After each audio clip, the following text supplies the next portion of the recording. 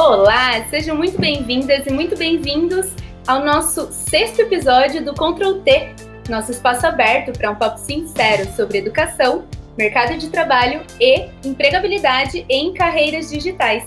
Este é um conteúdo produzido pela New Tab Academy.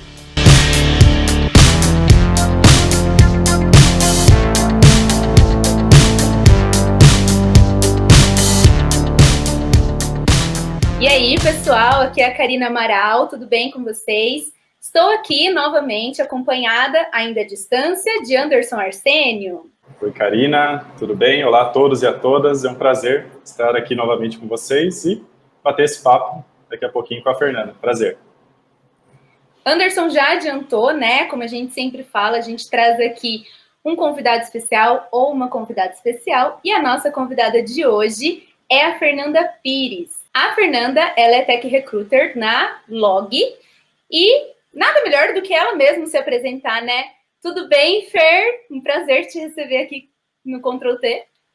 Olá, pessoal, tudo certinho? Muito obrigada primeiro pelo convite. Adoro compartilhar um pouquinho da minha experiência, poder ajudar as pessoas e também aprender um pouquinho com vocês. Então, é um prazerzão estar aqui. Obrigada pelo convite. Ai, a gente que agradece a sua participação.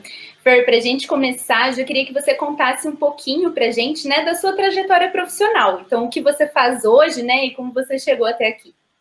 Boa! Bom, então, antes de contar, né, aqui do que faço hoje na Log, basicamente, contando um pouquinho da trajetória, eu sou formada em Relações Públicas pela Unesp de Bauru, inclusive tomei essa decisão porque meu avô é um dos primeiros Relações Públicas do Brasil, então ele me inspirou bastante nessa escolha. E eu lembro que eu entrei no curso falando, é porque eu quero trabalhar com eventos, né? E no primeiro semestre eu percebi que não tinha nada a ver comigo. E foi nos projetos e nas coisas do dia a dia na faculdade que eu percebi que o que me agradava era os 5% do curso, que é trabalhar com o público interno das organizações, né? Então, os colaboradores e tudo mais.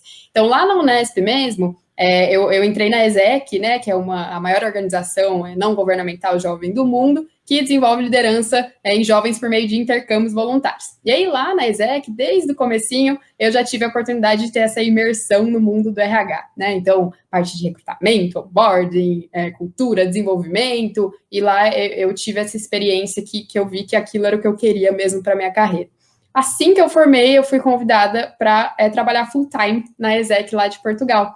E aí, foi bem legal, assim, foi 15 dias depois que eu entreguei meu TCC, eu estava me mudando para Lisboa, basicamente para liderar, né, uma rede de 350 pessoas lá, com essas estratégias da parte de RH, que a gente chamava de people lá, né, a área. Então, também, desde o onboarding até a entrevista de desligamento, eu era a pessoa responsável por desenhar as estratégias e implementar isso com o pessoal de lá.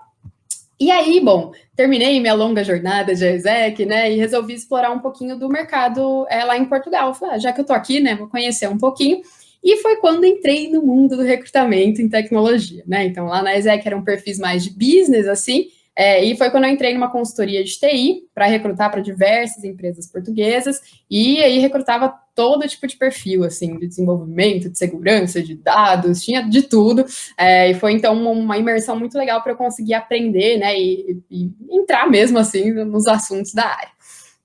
E aí chegou aquele momento que bateu a saudade de casa, né, e falei, chegou o momento de voltar para o Brasil, eu sentia muita falta da família, até do modo de trabalhar, né, que a gente tem aqui, assim.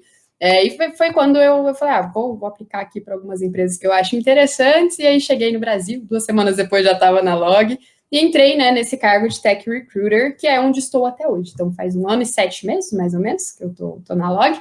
E aí, na Log, eu recruto, assim, desde os perfis de trainee, júnior, até os perfis de senior manager. Então, já consegui passar, né, por todos, assim, as senioridades, vamos dizer, mas também em termos de perfil, assim, tanto de desenvolvimento, dados, SRE, parte de produto, de design. Então, a gente tem esse time que é 100% focado no recrutamento de perfis de tecnologia. E é isso que eu venho fazendo, além de implementar uns projetinhos aí, né, de diversidade, de employer branding, que são coisas que a gente também faz além da rotina de entrevista no dia a dia. Então, isso é um pouquinho da minha trajetória, se eu pudesse resumir. Fantástica a trajetória, muito bom. Fernanda, uma pergunta que a gente costuma curiosidade assim de perguntar, para ouvir também visões diferentes, né? Como que as empresas hoje têm encarado esse tema. Como que, na sua opinião, aí, com as suas experiências, o mercado tem visto essa diferença entre júnior, pleno e sênior, né? E como que essa categorização ela acontece mais na prática, ali no dia a dia também? Legal, boa. É uma pergunta muito interessante, assim, e eu vejo que das empresas que eu passei, principalmente na Log, a gente consegue dividir essa questão, né, de quem é júnior, pleno e sênior, olhando para duas coisas. A autonomia que a pessoa tem e a complexidade ou impacto dos projetos que essa pessoa atua. Então, basicamente, né, a pessoa que é júnior, ela já estudou sobre o assunto, né, tem o conhecimento, mas teve pouca ou quase nada de experiência na área. Então, ela vai entrar para aprender, né, para entender como que ela vai usar as ferramentas, e ela vai tocar parte dos projetos, assim, já, mas sempre com a ajuda, né, de alguém, de algum líder, de algum mentor. Então, é a pessoa que está realmente lá para aprender e entender como aplicar os conhecimentos, né, que ela já tinha. Aí depois a pessoa que ela tá no nível pleno, ela já é aquela pessoa que começa a andar com as próprias pernas, né? Então ela já tem uma autonomia maior, ela já não tá mais naquela fase de aprender como usar a ferramenta e nem precisa ficar pedindo ajuda toda hora, né? Então ela consegue pegar projetos desde o começo ao fim, né? Ou alguma parte bem importante desses projetos e andar com a própria perna. E aí depois a gente tem o perfil, né, de sênior, que já é aquela pessoa o quê? Que ela está com autonomia, está com confiança para tocar um projeto do começo ao fim, e além de não precisar pedir tanta ajuda, ela já acaba sendo a referência, né, técnica para o time, assim. Então, ela acaba sendo a pessoa que os outros pedem ajuda, né? Então, eu vejo que é basicamente isso, e assim, a pessoa consegue já pegar projetos de complexidade maior, né? Então, quando eu falo complexidade, quer dizer que são aqueles projetos que já têm um impacto maior na empresa, no mercado, né? Então, eu vejo que é isso, autonomia e complexidade dos projetos. E aí, tipo, como que a gente materializa isso, né, no dia a dia, assim? Então, cada empresa chama isso de algum jeito, então tem trilha de carreira, ladder, growth model, cada uma tem o seu, mas basicamente é um modelo de crescimento, né? Então, hoje, na Logs, assim, por exemplo, a pessoa desenvolvedora júnior, plena, senior, sabe exatamente cada passo que ela tem que dar, sabe, em qual faixa que ela está daquele nível de senioridade, e junto com o líder ou com a líder, ela vai construir um PDI bem bonitinho, né, vai ter one-on-ones recorrentes para ver se ela está conseguindo atingir aquilo, e sempre tendo aquelas avaliações de performance que dão aquele up, né, do tipo, pô, vou tentar estudar e chegar, né, naquele próximo nível. Então, isso também é super importante. Então, eu vejo que isso de ter uma trilha de carreira e avaliações de performance recorrentes fazem com que a pessoa consiga estudar, entender melhor, né, da trilha de carreira e conseguir almejar próximos passos, assim. Fantástico. A gente, né, escuta assim de algumas empresas e pessoas, né, que avaliam muito o tempo de experiência, né, que aquela pessoa já tem antes na etapa de recrutamento, na verdade, né, porque posteriormente fica um pouco mais fácil de você mensurar isso, né. E a gente sabe que não necessariamente 2 anos de experiência são piores do que, de repente, uma pessoa que teve 3, 4 anos de experiência. Depende muito a experiência em si que aquela pessoa teve, né? Os desafios, como a empresa empurrou ela para continuar se desenvolvendo, né? E quando a gente olha definições mais clássicas de pleno, de júnior, pleno e sênior, tempo de tecnologia também não fica muito coerente, né? Porque tem tecnologias tão novas que se a gente colocar tempo de estudo nela, o tempo de trabalho nela, essa conta não fecha, né? Utilizando uma racional mais clássica. Então, é bacana realmente a maneira que vocês encaram, né, de autonomia, de complexidade, porque está muito relacionado à capacidade de execução, né? De como que aquela pessoa realmente consegue assumir uma task e lidar bem com essa atividade, né? E realmente entregar ela com boa qualidade lá na ponta. Com certeza. E pensando assim, em profissionais mais iniciantes, né? A gente trabalha bastante com esse público aqui pela NewTab, né? E essas pessoas ainda não têm, muitas vezes, a primeira oportunidade dentro dessa carreira, né? Ou estão iniciando essa carreira ou estão transitando, de repente, de uma outra carreira. E aí, como que você acredita que esses profissionais, o que eles podem fazer, né, para realmente se ajudarem, para terem uma primeira oportunidade, quebrar essa barreira? Legal, boa. Até uma coisa que, assim, né, a gente fala aqui, que a experiência, ela é importante, mas não necessariamente a experiência no mercado de trabalho, né? A experiência, ela pode ser adquirida de várias outras maneiras. Para alguém que está na faculdade, participar de algum projeto de extensão, de pesquisa, para alguém que, sei lá, está estudando, fazendo algum cursinho online, fazer algum projetinho pessoal, né? Então, assim, a experiência não é só mercado de trabalho, né? Então, acho que essa é a primeira coisa. Porque quando a gente já vem com esse bloqueio, assim, né, do tipo, ai, eu não tenho experiência, a pessoa já acaba ficando nervosa, já acaba, tipo, entrando no processo de alguma maneira mais insegura, vamos dizer, né? Então, acho que apostar nessa parte, tipo, é super mega importante, assim.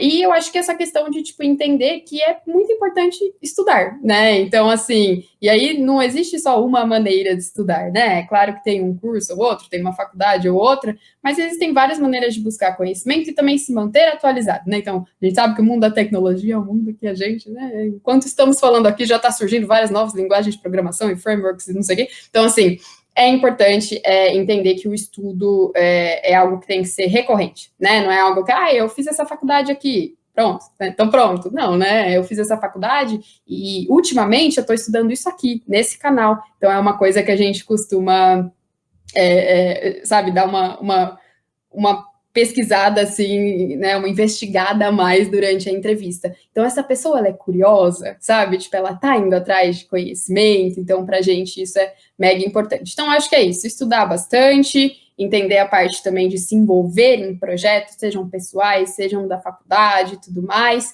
e entender que cada pouquinho de experiência, assim, é super importante para, né, quando a gente vai entrevistar um perfil de júnior, por exemplo, sabe? Perfeito. Isso é algo que a gente trabalha bastante, né, Karina, com os nossos alunos e alunas, de realmente eles desenvolverem muitos projetos, né, independente da finalidade desse projeto, né, se é um projeto, uma mera finalidade de estudo, um projeto pessoal, um projeto voluntário, um projeto já remunerado, como de repente como um freelancer, mas projetos contam ali a sua trajetória, ajudam você a evoluir tecnicamente, né? E hoje nós temos aí plataformas como o GitHub para colocar tudo isso disponível, e mesmo que não tenhamos ainda uma experiência profissional, uma análise mais tradicional, né, nós temos ali já projetos desenvolvidos e com um bom nível de qualidade, onde a gente pode disponibilizar nessas plataformas, né? Legal, muito bom. E quando você está recrutando aí, especialmente profissionais iniciantes, né, também, o que você mais observa, assim, nesses candidatos, né, quais são os pontos importantes, o que você avalia para, de repente, aprovar ou declinar aquele candidato para uma próxima etapa? Legal, boa. Então, assim, coisas que eu costumo avaliar durante a minha entrevista, assim. Então, primeiro a parte de motivações, né? Tipo, por que aquela pessoa escolheu topar conversar com a gente, ou por que se aplicou na vaga, né? Não é que a pessoa tem que ter tudo estudado e conhecer tudo da log, mas pra gente, enquanto recrutador, é muito bom, né? Você vê que a pessoa leu um pouco, se interessou, entende o impacto que ela pode ter lá dentro, né? Então, acho que essa questão do interesse é super importante. E aí, depois, também o interesse do porquê que ela entrou naquela área, né? Então, o que te fez? Qual foi o momento, a chavinha que você virou e falou, não, é isso que eu quero seguir, né? Então, essa parte também para a gente é super mega importante. Acho que, além disso, a gente passa também por essa parte dos projetos, né? Sejam eles projetos de empresas que já trabalharam ou projetos mais acadêmicos, né? Projetos pessoais que a pessoa fez e que foram interessantes para ela chegar até aqui. Então, para a gente, essa parte também é super importante. Então, é bom a pessoa já levar em mente, sabe? Desenvolvi esses projetinhos aqui, o meu papel nesses projetos foi esse aqui, o impacto desse projeto, né, no meu grupo foi esse aqui. Então, tipo, já ter isso desenhado, porque é uma coisa que a gente normalmente vai perguntar.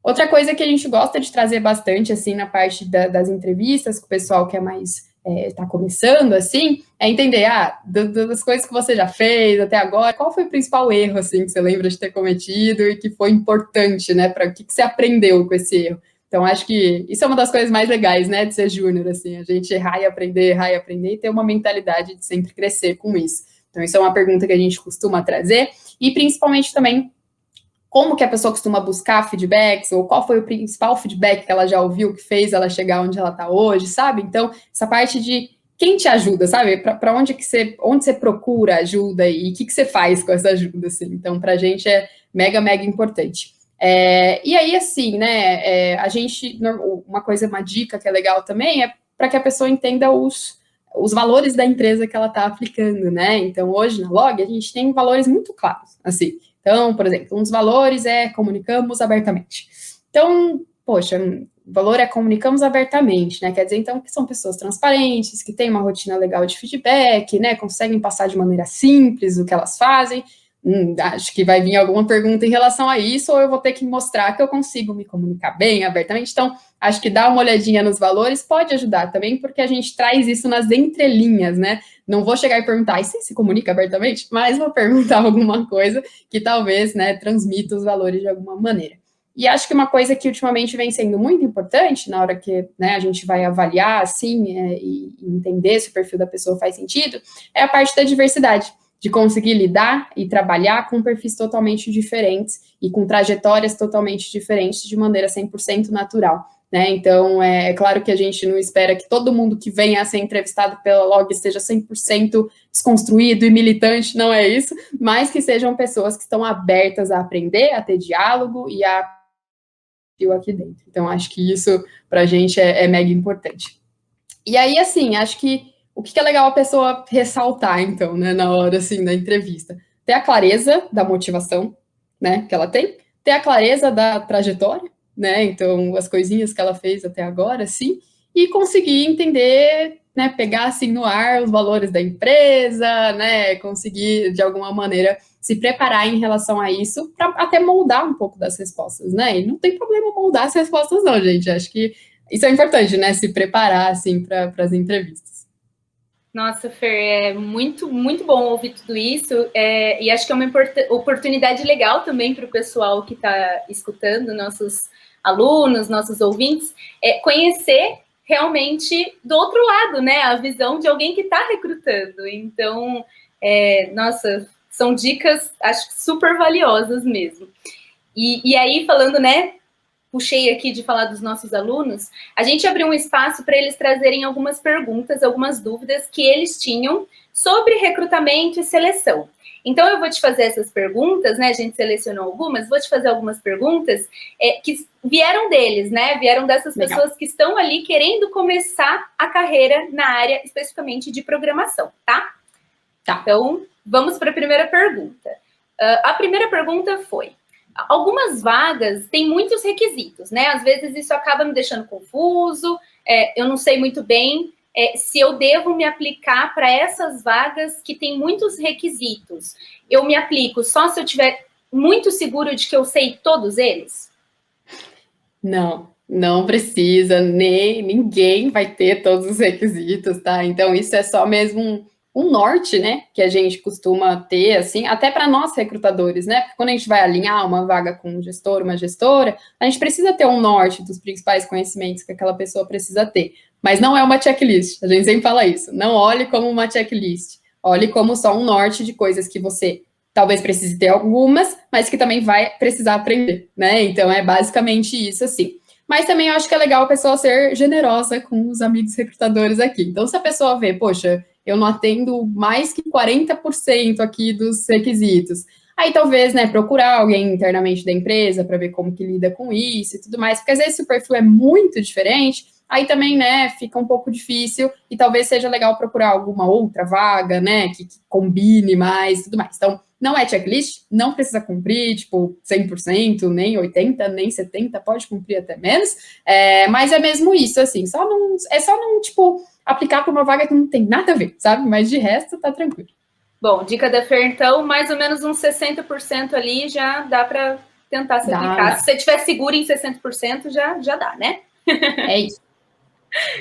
Fazer um comentário aqui, né, Karina?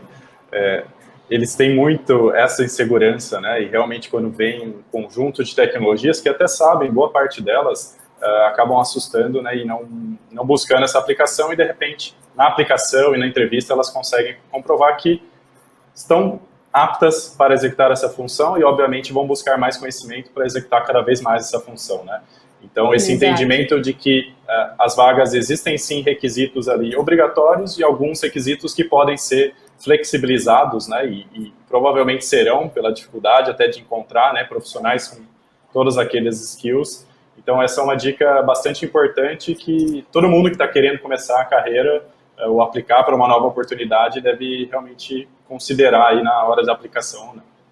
Sim, e mostrar na entrevista também, né, que vem estudando as outras coisas, assim, que se interessa, sabe, que é curioso. Então, assim, isso é super importante também.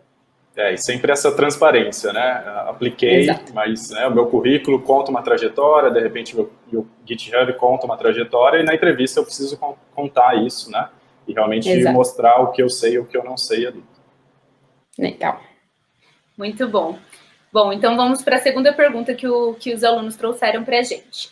Então, como que uma pessoa que está aí há mais de um ano, quase 2 anos aí fora do mercado, porque resolveu focar nos estudos de front-end, de back-end, né? Alguma área específica, e acabou não entrando numa outra empresa e ficou esse tempo fora do mercado, como que ela explica isso numa situação ali para o recrutador? Como que ela explica essa lacuna que acabou ficando no currículo dela?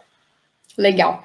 Então, assim, de dica que eu dou, assim, né, pessoalmente, até enquanto recrutadora, é da pessoa ser firme na decisão dela que ela tirou um tempo para estudar, sabe? Então, assim, colocar no storytelling da trajetória que, ó, e aí eu parei esse um ano, porque eu precisava focar meus estudos, sabe? Então, trazer isso de uma maneira segura, de uma maneira firme, porque não tem problema parar para estudar, sabe? Então, tá bem tranquilo em relação a isso. E normalmente em estudos, né, de front-end, que é esse o caso, por exemplo, é normal que a pessoa faça algum projetinho pessoal, alguma coisa, né, para aplicar os estudos dela. Então, assim, vou dar um exemplo que aconteceu há uns 2 meses, assim. Eu entrevistei uma pessoa que estava exatamente um caso muito parecido com esse aqui. E aí a pessoa, a gente estava no meio da entrevista e ela falou de maneira firme que ela parou um ano para estudar e falou, e deixa eu te mostrar aqui que eu criei um app para o controle financeiro pessoal, abriu, espelhou a tela, me mostrou e contou exatamente como criou. Gente, eu passei a pessoa na hora, assim, sabe? Então é muito essa questão de ser firme e também mostrar as coisas, sejam projetinhos pessoais que foram desenvolvidas nesse um ano. Muito bom. Acho que cai de novo naquilo que a gente comentou, né? Ser transparente ali no processo seletivo e tiver preparado ali para explicar com clareza o que você, a sua trajetória, tudo se encaixa aí mesmo.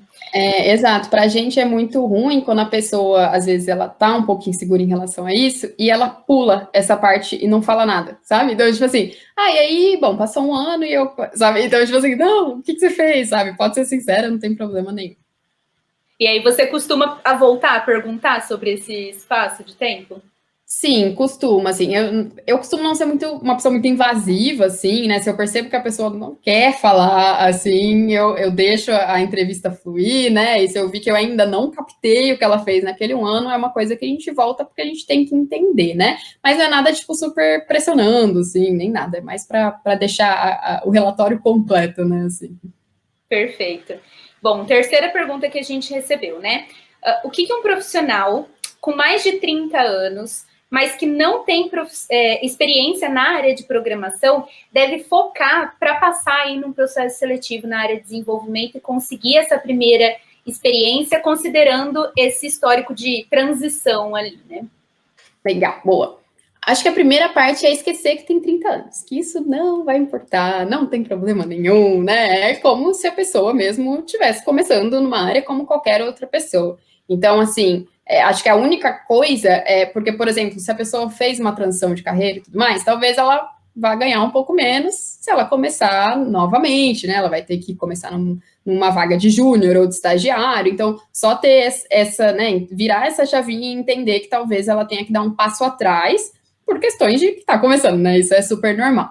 Mas eu acho que a primeira coisa é isso. Esquece que tem 30 anos, isso não é um problema. A gente pode transitar de carreira quando a gente quiser. Mas eu acho que de dicas, assim, que eu dou, a primeira coisa é ter, tipo, um mentor ou uma mentora para ajudar nessa introdução, sabe, a área, assim, uma pessoa que pode ajudar desde os primeiros passos, mostrar onde que é melhor buscar conhecimento, que tipo de empresa que está bem falada no mercado. Então, é muito bom ter alguém para guiar. Além disso, participar, né, de projetos como o de vocês, assim, que conseguem ensinar de maneira intensiva, né, assim, as coisas, fazer projetos toda hora e aprender soft skills, hard skills. Então, é super importante participar de projetos como esse, assim, porque eles ensinam muito mais do que um curso online de 30 minutos, sabe? Então, tipo assim, eu acho que essas experiências intensivas trazem pessoas muito melhores preparadas hoje para as empresas. E, por fim, de dica, eu dou apostar nas startups, assim, para começar. Por quê? Porque hoje as startups, elas são empresas de tecnologia, que criam algum produto ou alguma solução. Então, você respirar, já chegar num lugar que respira a tecnologia, vai fazer você desenvolver de uma maneira muito mais rápida, muito mais ágil, do que num ambiente que talvez tenha algum, né, seja de algum setor e use tecnologia para alguma coisinha específica, porque aí vai ser um desenvolvimento um pouco menor, porque a pessoa não vai respirar tecnologia no dia a dia, né? Então, acho que de dicas, assim, que eu daria é basicamente isso. Fer, é legal que você comentou isso da idade também. Essa outra pergunta, ela traz um pouco disso, mas eu acho que é legal porque ela mescla um pouquinho com até a relação disso acontecer no Brasil ou não. Vou ler ela aqui completa, tá? Para a gente seguir exatamente o que o aluno quis dizer. De acordo com a sua experiência, né, qual que é a percepção das empresas no Brasil em relação aos profissionais com mais de 40 anos, que vêm de outras áreas e que estão dando ali os primeiros passos na área de tecnologia? Em alguns países europeus e do Canadá, por exemplo, parece que a idade não importa tanto, mas na maioria dos países da América Latina, quem passa dos 40 já é considerado um pouco mais ultrapassado. Isso acontece no Brasil, na área de tecnologia? Boa pergunta, tá? Então, assim, não consigo responder pelo mercado brasileiro todo, né? Porque a diversidade de tipos, né? Os tipos de empresas são muito diferentes aqui. Mas o que eu consigo dizer é, primeiro, fazer transição de carreira em qualquer idade, não tem problema, né? Acho que as mesmas dicas que eu dei na pergunta acima, eu dou, porque para mim é isso, tá começando a carreira, não tem problema a idade, mas assim, olhando um pouquinho para o mercado, e até trazendo um pouco como dica também a minha resposta, é a pessoa apostar em empresas que ela tem esse tema da diversidade muito forte.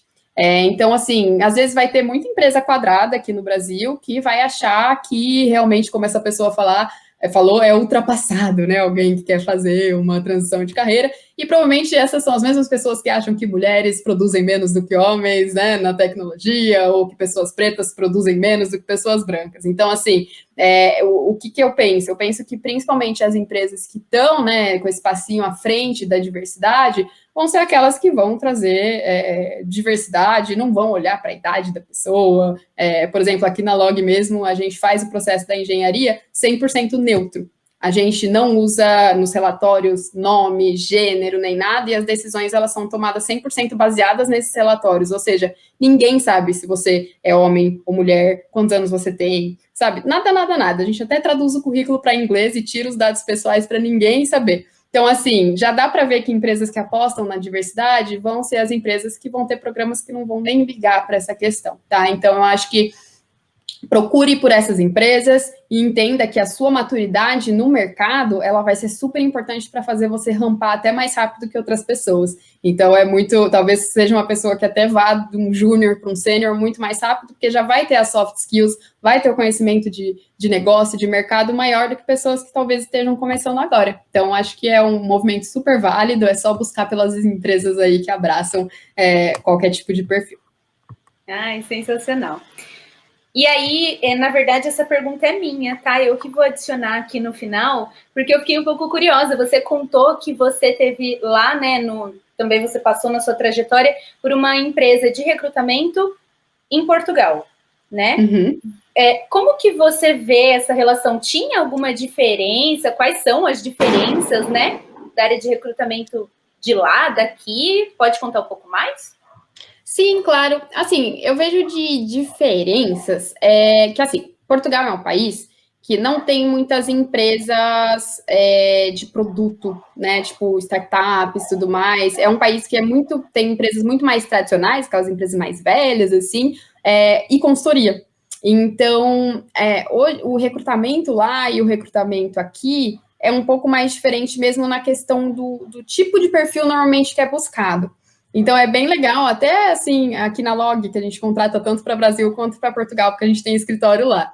E normalmente aqui no Brasil, quando a gente fala assim, aqui na Log a gente tem um perfil super generalista, você vai fazer front-end, vai fazer back-end, vai fazer teste, vai fazer code review, a pessoa aqui do Brasil fica, tô muito feliz, é isso que eu quero, não sei o quê. Quando a gente vai recrutar para lá, já é uma abordagem que a gente tem que ter um pouquinho de cuidado. Por quê? Porque o pessoal lá é um pouco mais especialista. Então, eu sou um dev, .NET a vida inteira, eu gosto e é isso que eu gosto de fazer. Porque as empresas são mais tradicionais, então elas não têm esse perfil de, você vai encarar qualquer desafio que te aparecer, sabe? Não, você vai ser o especialista nessa tecnologia. Então, eu vejo que esse para mim, assim, era a grande diferença entre, né, o perfil daqui e o perfil de lá. Lá é um pessoal mais especializado, aqui é um pessoal um pouco mais generalista, assim. Mas em termos de tipo, assim, da empresa, é muito difícil falar, né? Porque tem empresa tradicional aqui também, e tem startup lá também, mas essa é a grande diferença. Bacana ter essa visão, né, de entender que isso também está mais ligado até com o perfil do candidato do que da forma que é feito o recrutamento em si, né? Exato, exato. Muito bom. Fer, para a gente fechar, então, você, durante a conversa toda, deu várias dicas, um monte de dica em cada pergunta dela. Se a gente pudesse condensar aqui em 2 dicas específicas que a gente poderia dar para as pessoas que estão buscando a primeira oportunidade de trabalho na área de programação. 2 dicas. Oh, meu Deus, que difícil. Difícil, né? É difícil.